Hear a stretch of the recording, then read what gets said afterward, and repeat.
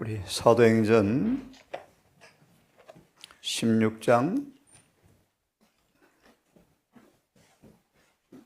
사도행전 16장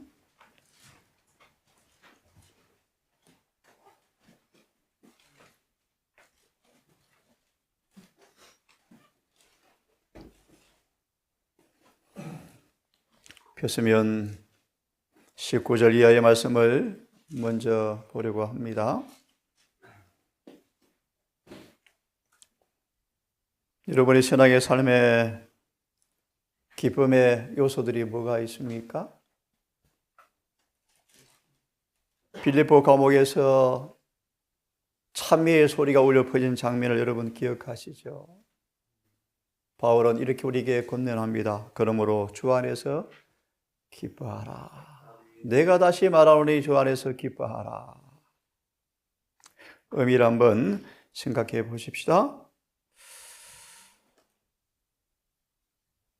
19절 이하의 말씀을 보시면 특별히 12절에 옷을 벗기고 매로 치라 하며 감옥에 갇히고 바론 새 사슬에 묶였더라라고 말합니다. 25절은 밤중이 되었습니다. 바울과 실라가 기도하고 하나님을 찬미하더라. 참으로 놀라운 광경이죠. 죄수들이 감옥에 벌어지는 부흥집회의 광경을 보고 이상스럽게 여겼답니다.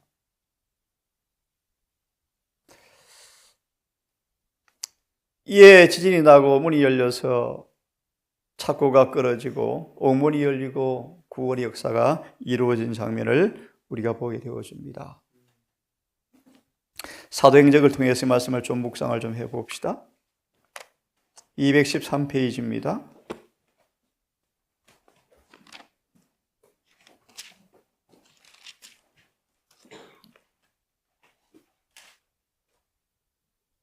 사도행전 213페이지 말씀.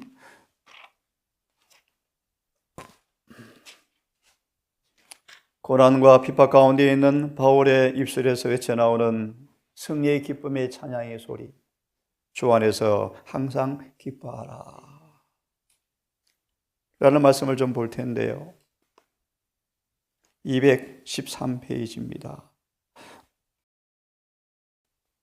됐습니까? 됐으면 214페이지 바로 앞에 줄을 제가 좀 보겠습니다. 사도들은 저희가 처한 고통스러운 장소 때문에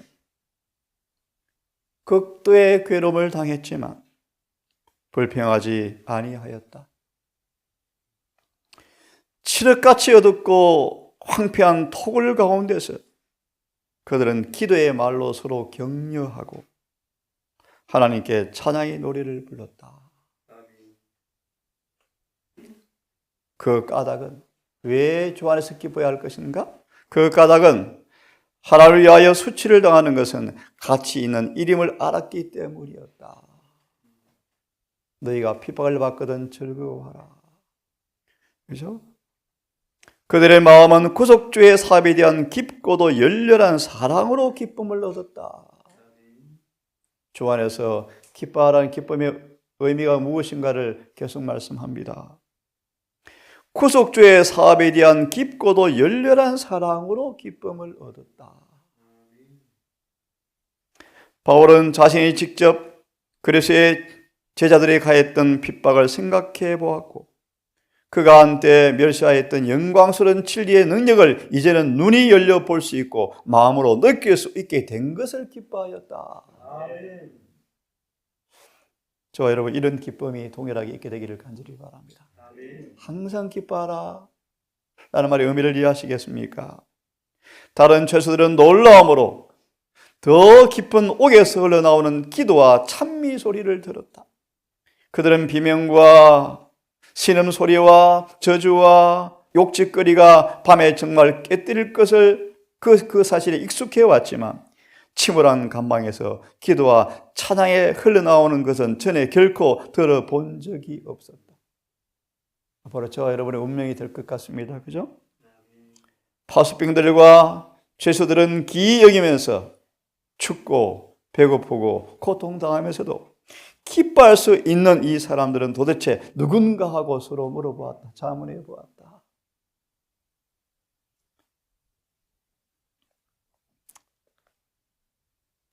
밑에 문단을 좀 보십시오. 216페이지 바로 밑에 문단을 봅니다. 그러나 사람들은 잔인하고 보복적이고 혹은 자신들에게 부여된 엄숙한 책임에 대하여 죄스럽게도 태만하였지만 반면 하나님께서는 당신의 종들에게 은혜를 베푸는 것을 잊지 않으셨다. 온 하늘은 그리스도를 위하여 고통당하고 있는 사람들에게 흥미를 가졌고 천사들은 감옥을 방문하도록 보냄을 받았다. 그들의 발걸음이 땅에 진동하였다. 무겁게 빗장 질린 옥문은 활짝 열렸고 죄수들의 손과 발에서 쇠 사슬과 족쇄가 풀려졌으며 밝은 빛이 옥에 가득 찼다. 간수는 투옥된 사도들의 기도와 찬미를 놀라움으로 들었었다. 그들을 집어넣었을 때 그는 그들의 부어르고 피가 흐르는 상처를 보았고 그 자신이 손수 그들의 발에 착구를 단전히 채웠는데 통렬한 신음소리 대신 저주를 듣는 대신 기쁨과 찬양의 노래를 들었는데 그들은 이 소리를 들으면서 잠이 들었는데 이제는 지진과 옥문의 진동으로 잠에서 깨었더라. 신앙 부흥 열매를 대쟁투를 펴면서 이렇게 말합니다. 478페이지죠.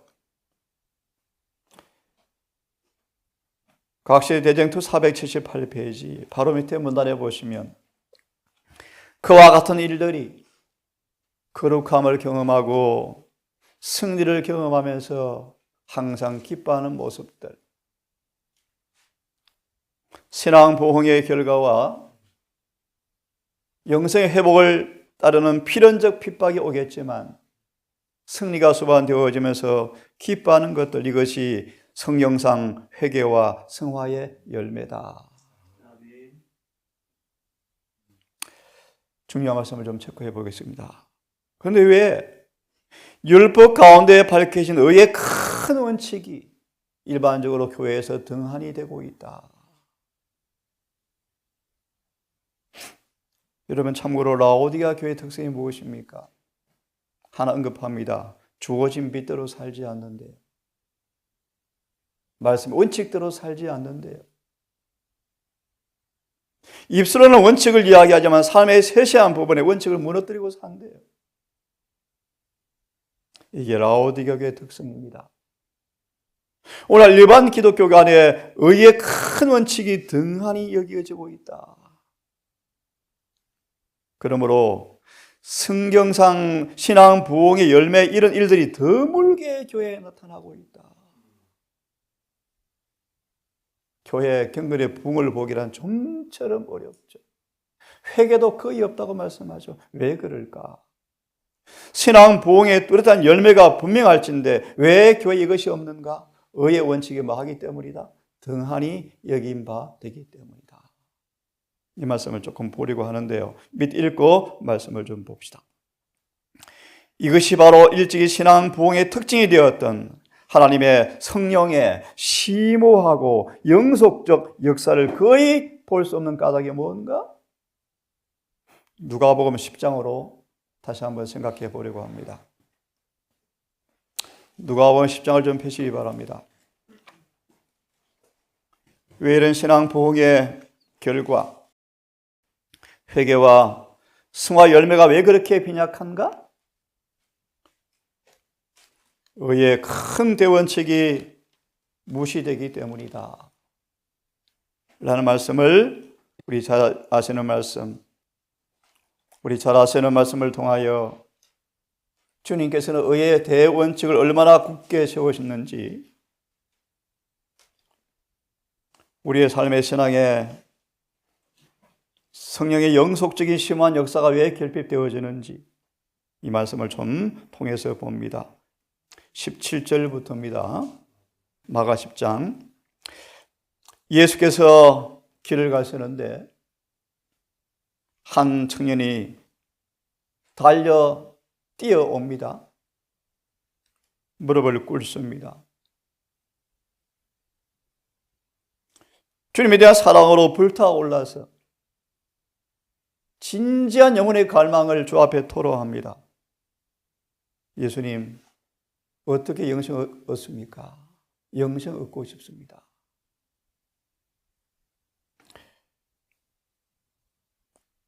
첨부해드리면 주님은 이 청년을 바라보시면서 성실한 청년이었죠. 하지만 잘 아십시오. 주님은 의의 대원칙을 절대로 감소시키지 않습니다. 어릴 때부터 성실히 살아온 청년임이었지만 주님께서 18절에 그의 가면을 벗깁니다. 너 선하다고 생각하느냐?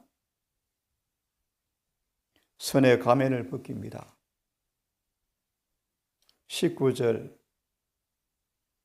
그가 범하는 율법의 원칙을 공개합니다. 한마디로 내 이웃을 내 몸처럼 사랑하지 못하는 그의 죄를 드러냅니다. 20절, 아직도 깨닫지 못합니다.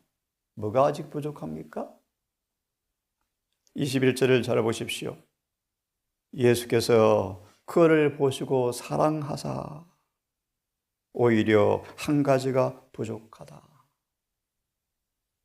주님은 율법의 의의 원칙을 감소시키지 않으셨대요.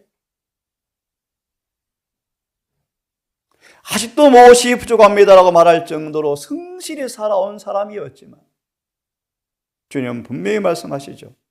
그를 사랑하셔서 오히려 내가 한 가지가 부족하다. 조건이 무엇입니까? 이 원칙의 조건이 무엇입니까? 전부를 바치는 것이다 뜻입니다. 내게 있는 걸 다 팔라 말의 의미는 무엇이라고요? 완전한 헌신을 의미합니다. 여기에 조금도 부족을 주님은 용인하지 않는답니다. 이게 의의 대원칙이죠. 29절에 의의 대원칙이 공개되어지면서 주님은 21절 후반부에 보시면 하늘의 큰 상급과 이 땅의 것을 비교해 주시면서 하늘을 보기 원합니다. 그런데 슬픈 사실이요. 22절, 그 청년은 재물이 많은 거로 이 말을 듣고 심히 근심하여 슬픈 기색을 띠고 근심하며 가더라. 24절을 보시면 열한 제자가 이 장면을 바라보면서 말하기를 놀라워하는지라. 그러면 누가 구원받습니까? 밑에 정언을 좀 보시기 바랍니다. 10장 17절 30절, 내가 무엇을 하여야 영생을 얻으리까? 거듭 말합니다. 주님은 율법의 의의 대원칙을 조금도 감소시키지 않았습니다. 아시죠 여러분? 율법은 죄인을 구원하기 위해서 표준을 낮추어서 구원하는 것이 아니다. 맞나요? 복음은 율법의 표준을 늘 뭐하죠? 견지하죠. 하나님께서 값없이 주신 은혜를 거의 다 잊어버렸다고 말씀하시면서 시간 관계상 조금 생략합시다. 두 번째 문단을 보세요. 두 번째 문단을 보세요. 예수께서 덧붙여 말씀하시면서 내가 생명에 들어가려면, 영생에 들어가려면 계명들을 지키라고 말씀하셨다. 하나님의 품성은 그분의 율법 속에 나타나 있으므로 내가 하나님과 융화되려면 그분의 율법의 원리들이 내 모든 행동에 근원이 되어야 한다고 하셨다. 그리스도께서는 율법의 요구를 감소시키지 않으셨다. 그분의 율법을 지키는 것이 영생을 얻는 조건임을 오해할 수 없도록 분명하게 말씀하셨다. 잘 아시죠? 의의 대원칙은 변함이 없습니다. 한 번도 변하지 않습니다. 이 조건은 너무 잘 아시는 것처럼 타락 전에 아담에게 동일한 조건이었다. 주님은 에덴 동산이나 지금도 똑같이 완전한 순종과 흠이 없는 품성을 요구하신다. 변함이 없습니다, 여러분.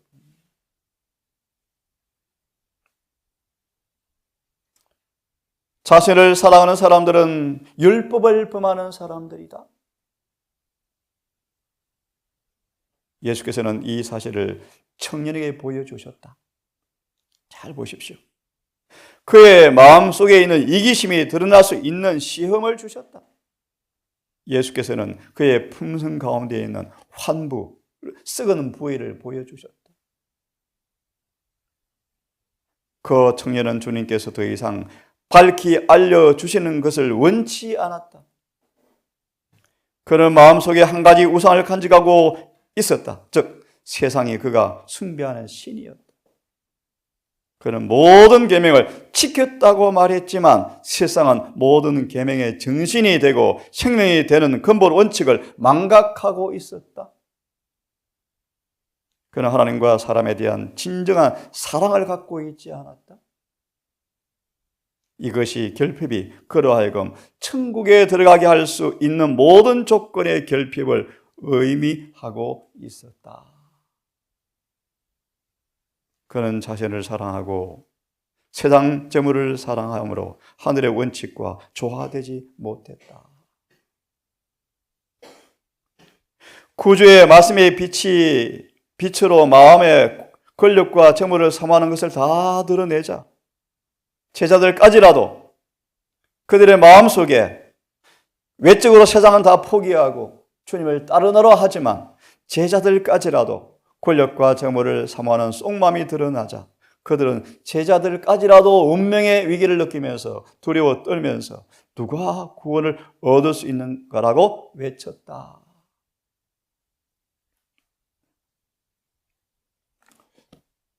대쟁투를 다시 펴십시오. 의의 원칙이 등한히 여겨지므로 회개 없는 침례, 회개 없는 부흥 집회, 회개 없는 선교 집회, 성화 열매가 빈약하죠. 빈약하죠. 478페이지 연결해서 봅니다. 우리는 바라봄으로써 변화되어진다. 의미를 이해하시겠습니까, 이제?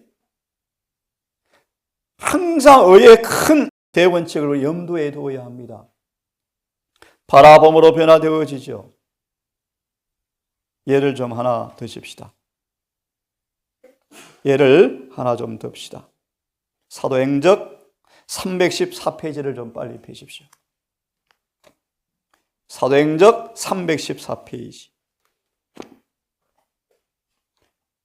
의의 대원칙을 말씀해 드렸고 바라봄으로 변화된다는 말씀의 의미를 314페이지 말씀으로 짤막하게 읽어드리겠습니다. 쭉 넘어가시면 마지막 문단입니다. 바울은 악에 대한 말씀을 읽습니다. 거듭 말합니다. 바라봄으로 변화되어집니다. 우리 앞에 의의 대원칙을, 우리 앞에 표준을 우리는 항상 잊지 말아야 합니다.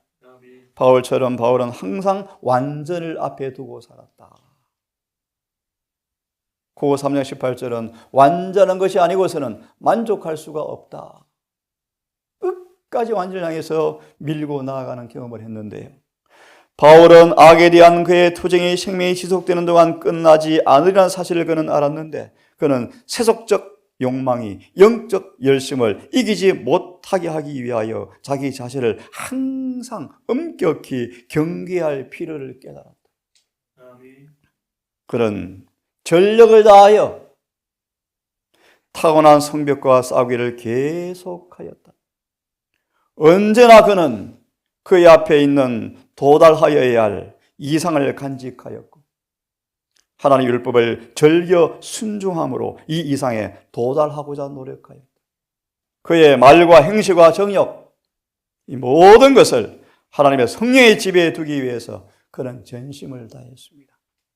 바라봄으로 변화된다 말의 의미를 이 말씀으로 짧게 요약하겠습니다.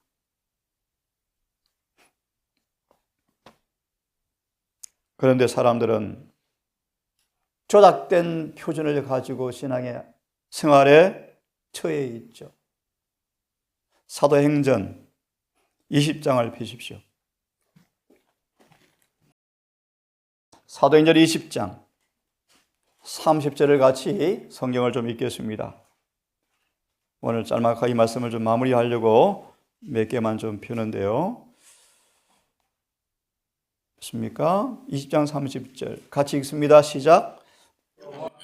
제자를 끌어 자기를 좁게 하려고 어그러진 말을 하는 사람들이 일어날 줄을 내가 아노니. 예, 두 번째 문단을 빨리 펴십시오. 30절의 정언에 불안정한 이론들을 이란 말씀의 두 번째 문단 다 읽지 않겠습니다. 짧게 요약하겠습니다. 다른 한 말씀을 좀 봐야 되세요. 오늘 마지막 시대만큼 진리가 더 외세해 보인 적이 결코 없다. 그래서 흑암이 깊죠.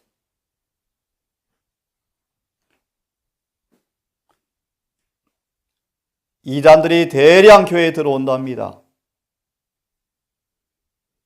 특별히 쭉 넘어가시면 교회 안에 경건의 표준이 얼마나 낮은지, 그래서 조작품들이 많이 만들어집니다. 나중에 다 읽어보시기 바랍니다. 조작품들요, 조작된 품성의 표준요, 조작된 신앙의 표준요. 마무리해야 되기 때문에 숙제로 내드리고 다시 돌아와서 478페이지 마지막을 읽고 오늘 신앙 복음과 회개장을 끝내려고 합니다.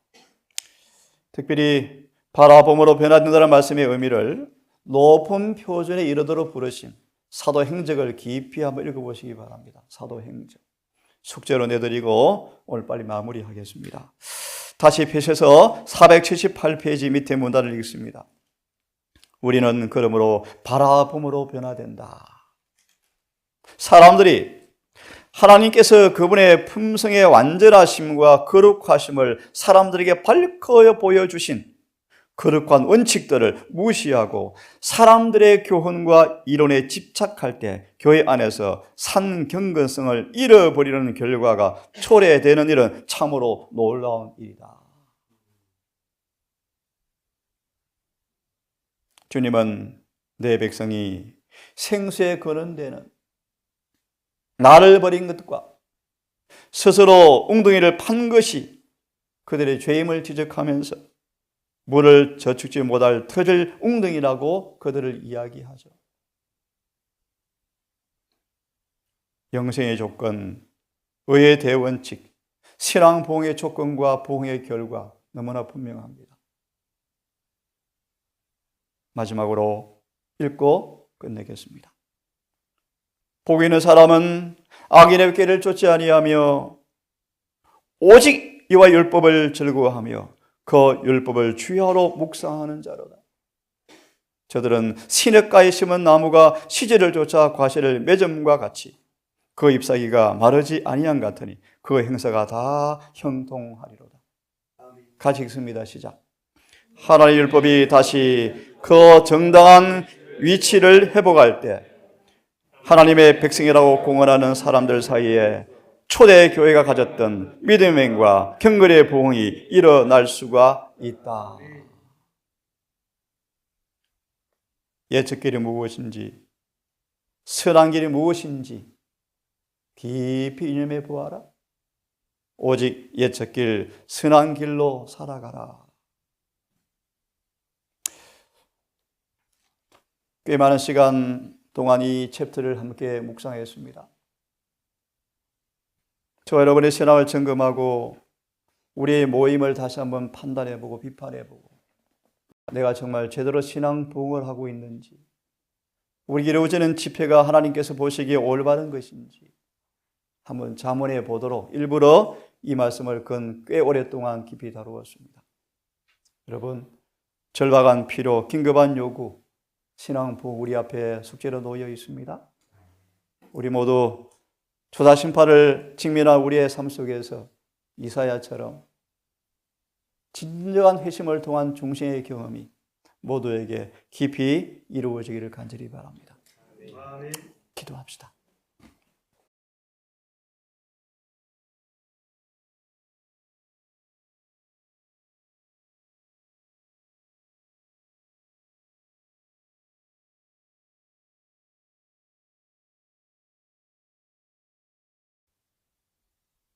아버지,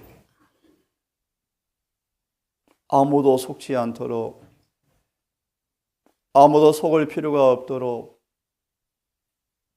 예수께서 가르친 그들의 진리를 우리 앞에 두시고 우리로 깨닫게 하셨습니다. 오늘 부자 청년의 사건을 다시 한번 복습해 보면서 주님은 한 번도 율법의 요구를 감소시킨 일이 없이 의의 대원칙을 유지하셨고, 절실한 신앙 부흥의 필요는 바로 이 의의 대원칙 우리 삶 속에서 이루어지는 것이야말로 주님이 절대적 요구라는 사실을 배우게 되었습니다. 하나님, 우리의 모든 삶의 세세한 부분을 베데스다 산에 드린 소망의 말씀처럼 모든 삶의 부분들을 율법의 원칙과 일치시키지 아니하면 큰 손실을 당할 것을 경고하셨습니다. 우리 품성의 여러 면모들을, 우리의 모든 삶의 행동 거지들을 율법과 늘 비교하며 아직도 무엇이 부족한지 늦기 전 깨닫고 주의 은혜의 공로를 통하여 고침받고 율법과 일치되어지고 조화되어진 바울의 경건의 그 비밀의 체험을 우리 또한 하게 해 주셔서 순교상일지라도 착고에 매인 감방일지라도 비난과 핍박과 수많은 손실 앞에서라도 신실한 신앙 안에서 왜 기뻐하라고 말씀하시 의미를 우리 모두 경험하기를 간절히 소망합니다. 이 동산이 이 말씀을 듣는 여러 우리 회중들이 심판을 통과할 거룩한 품성의 표준이 이루어지고 성령의 성화가 경험되어지고 날마다 이기는 삶을 이루어지고 그래서 피로 씻은 예복을 더럽히지 않고 주와 동행하는 승리한 백성 되기를 간절히 원합니다. 아버지, 어느새 한 주가 끝났고 또 예배일이 성큼 우리 앞에 다가왔습니다. 하나님, 안식일을 잘 예비하여 세상의 모든 사무가 침입하지 않도록 거룩히 지킴으로 우리를 거룩하게 하는 성화의 경험이 우리 모두에게 충만히 경험되어지게 해 주시옵소서. 이 모든 말씀들을 우리를 사랑하시는 예수님의 이름으로 감사하며 기도드리옵나이다.